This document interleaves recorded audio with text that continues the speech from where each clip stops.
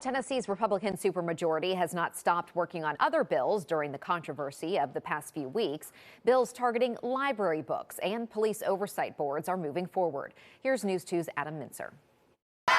Amid the protests, controversial votes, and national attention on the Tennessee State House, bills that would change police oversight boards and what books can be in schools are close to becoming law in Tennessee. And the former Library Association president says that's not where lawmakers should be focusing. We're spending a lot of resources and time on things that are not of the utmost importance right now. Today, the Senate passed a bill that would charge publishers with a felony if they send obscene books to schools. Obscene as defined by what's already in code, is that correct? Yes, sir. Okay. So the book has to get in the library somewhere or another.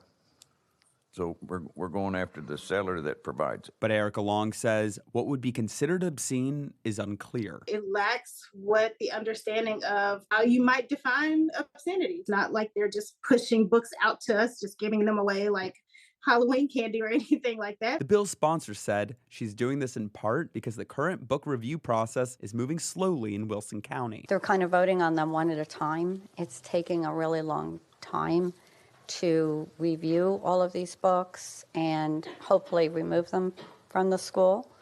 And so far, since the beginning of the year, they have voted on 3. And there's many more to be done. Also advancing a bill that would abolish community oversight boards and create what would be called police advisory and review committees. We're trying to bring uniformity across the state so all of them would be operating exactly the same way. It worries me to come in on top and change what has been going on in all of these different places. That bill passed the Senate and will be considered in a House committee tomorrow.